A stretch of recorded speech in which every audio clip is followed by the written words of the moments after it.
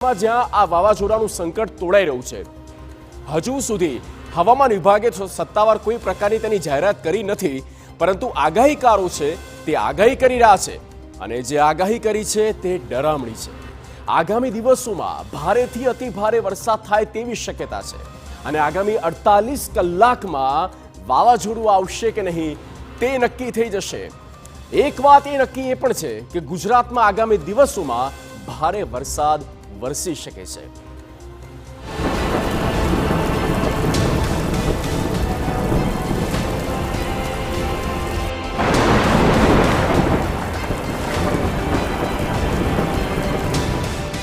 ચોમાસા પહેલા જ જામશે ચોમાસું.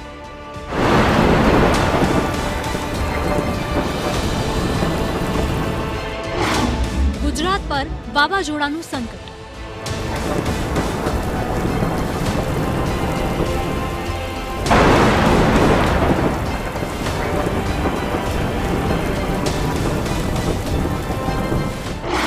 દરિયામાં વાવાઝોડાની સિસ્ટમ થઈ મજબૂત.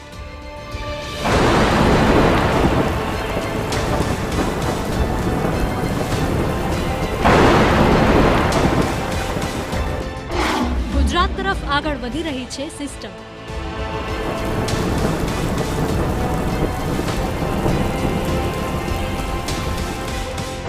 એકવીસ મે નક્કી થશે વાવાઝોડું આવશે કે નહીં.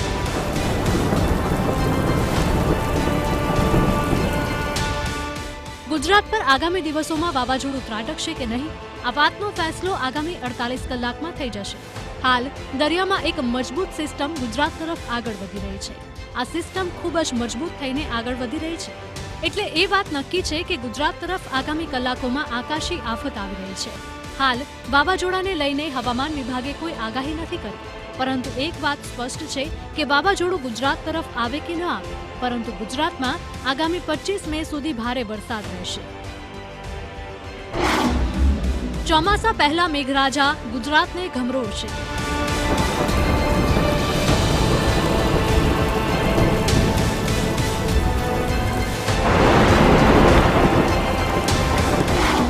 એકવીસ મે બાદ ગુજરાતમાં ભારે વરસાદની આગાહી.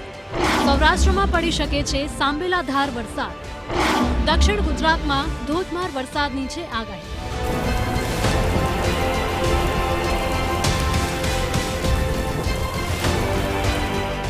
આગામી કલાકોમાં ગુજરાતમાં ભારે વરસાદની શક્યતાઓ ઊભી થઈ રહી છે. હાલ કર્ણાટકમાં મુશળધાર વરસાદ ખાબક્યો છે. અનેક વિસ્તાર જળબંબાકાર થયા છે. ત્યારે ગુજરાતમાં પણ હવામાન વિભાગે ધોધમાર વરસાદની આગાહી આપી છે. હવામાન વિભાગની આગાહીની વાત કરીએ તો આગામી 7 દિવસ છૂટાછવાયા વરસાદની આગાહી છે. 2 દિવસમાં રાજ્યમાં હળવાથી મધ્યમ વરસાદની શક્યતા છે. 22 મે બાદ રાજ્યમાં વરસાદનું જોર વધશે. અનેક જિલ્લામાં ગાજવીજ, ભારે પવન સાથે વરસાદની શક્યતા છે. 24 મેના રોજ રાજ્યમાં સાર્વત્રિક વરસાદનું અનુમાન છે. गुजरात रीजन में 21 से लेकर 25 तक स्कैटर रेनफॉल दिया गया है. इसमें थंडरस्टॉर्म का भी वार्निंग दिया गया है, उसमें लाइटनिंग के साथ. और सौराष्ट्र कच्छ में भी लाइट टू मॉडरेट थंडरस्टॉर्म रहेगा लाइटनिंग के साथ. और जो हमारा डे 4, डे 5, डे 6 मतलब 22, 23, 24 हेवी रेनफॉल का वार्निंग भी दिया गया है. हेवी रेनफॉल जो हमारा गुजरात रीजन में अभी जो डिस्ट्रिक्ट हम बोल रहे हैं छोटा उदयपुर और नर्मदा के लिए. આગાહીકાર પરેશ ગોસ્વામીનું પણ અનુમાન છે કે આગામી 72 કલાક બાદ રાજ્યમાં ભારે વરસાદ જોવા મળી શકે છે. ગુજરાતની અંદર પ્રી મોન્સૂન એક્ટિવિટીના વરસાદો જોવા મળે તેવી શક્યતાઓ છે અને ખાસ કરીને મે મહિનાના છેલ્લા અઠવાડિયામાં એટલે કે 22-23 મે થી લઈ અને 1 જૂન સુધી ગુજરાતના અલગ અલગ વિસ્તારોની અંદર 2 થી લઈને 4 ઇંચ અને અમુક વિસ્તારની અંદર 4 ઇંચ કરતા પણ વધારે વરસાદ પડે તેવી સંભાવનાઓ દેખાઈ રહી છે. કેમ કે અરબ સાગરની અંદર અત્યારે વરસાદી સિસ્ટમ બની રહી છે. જો કે આ વરસાદી સિસ્ટમ છે અત્યારે ગોવાથી દક્ષિણ પશ્ચિમમાં અને કેરળથી ઉત્તર પશ્ચિમમાં આ દરિયાકાંઠાથી ઘણી નજીક આ સિસ્ટમ છે બની રહી છે. અત્યારે સાયક્લોનિક સર્ક્યુલેશનનું સ્વરૂપ છે. અત્યારે એને દરિયાની અંદર ઊંચું તાપમાન મળી રહ્યું છે. અરબ સાગરના ઊંચા તાપમાનમાં ધીમે ધીમે આ સિસ્ટમ મજબૂત થઈ રહી છે. એટલે લગભગ 22 મે આવતા આ સિસ્ટમ છે એ લો પ્રેશરમાં પરિવર્તિત થાય તેવી શક્યતાઓ છે. લો પ્રેશરમાં પરિવર્તિત થયા પછી આ ઉત્તર દિશા તરફ આગળ વધશે અને આ જેમ જેમ આગળ વધતું જશે એમ આ લો પ્રેશર છે વધુ મજબૂત બનતું જશે. સમગ્ર સૌરાષ્ટ્રના જિલ્લા, સમગ્ર દક્ષિણ ગુજરાતના જિલ્લા અને મધ્ય ગુજરાતના કેટલાક જિલ્લામાં ભારે વરસાદ પડી શકે છે.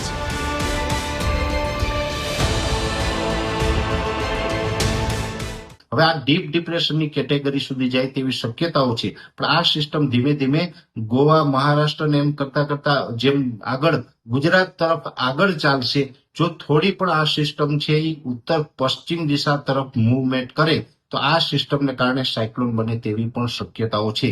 એટલે અત્યારે જોવા જઈએ તો દરિયાઈ ભેજ હોય, તાપમાન હોય, બીજા અન્ય પરિબળો છે, અરબ સાગરમાં સાયક્લોન બનવા માટે અનુકૂળ પરિબળ છે. એટલે આ સિસ્ટમ છે એ કદાચ સાયક્લોન પણ બની શકે, પણ જો આ સિસ્ટમ છે એ સતત ઉત્તર અને ઉત્તર પૂર્વ દિશા તરફ આગળ ચાલશે તો અરબી સમુદ્રમાં એને પૂરો સ્પેસ ન મળે, ઊંચું તાપમાન ન મળે તો કદાચ એ સાયક્લોન ન બને. પણ 22 તારીખે જેવી રીતે આ સિસ્ટમ લો પ્રેશર બનશે અને લો પ્રેશર પછી મૂવમેન્ટ કરવાનું ચાલુ કરશે, એ પછી આપને અંદાજ આવી જશે કે આ સાયક્લોન બનશે કે ડીપ ડિપ્રેશનના સ્વરૂપમાં ગુજરાત ઉપર લેન્ડ થશે. પણ એક વાત ચોક્કસ છે કે જો સાયક્લોન બને તો પણ ગુજરાતને ભારે પવન અને મુશળધાર વરસાદની શક્યતાઓ છે, અને સાયક્લોન ન બને અને ડિપ્રેશન અથવા તો ડીપ ડિપ્રેશન ગુજરાત ઉપરથી પસાર થાય તો પણ ગુજરાતની અંદર વરસાદની શક્યતાઓ છે. એટલે ખાસ કરીને મે મહિનાના છેલ્લા અઠવાડિયામાં ગુજરાત રાજ્યની અંદર ભારે વરસાદ ને અમુક વિસ્તારની અંદર ભારેથી અતિ ભારે વરસાદોની શક્યતાઓ છે.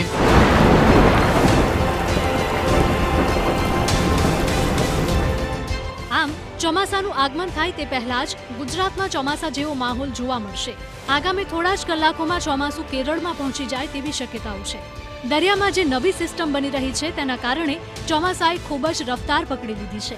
આમ તો હવામાન વિભાગનું અનુમાન હતું કે 27 મે કેરળમાં ચોમાસું આવી શકે છે. જો કે હાલ લાગી રહ્યું છે કે આગામી 48 કલાકમાં જ કેરળમાં ચોમાસાની પધરામણી થઈ શકે છે. જો કેરળમાં ચોમાસું વહેલું આવશે તો પછી ગુજરાતમાં પણ ચોમાસાના વહેલા જ શ્રી ગણેશ થઈ શકે છે. અમદાવાદથી ધ્વનિ મોદી સાથે બ્યુરો રિપોર્ટ, TV9.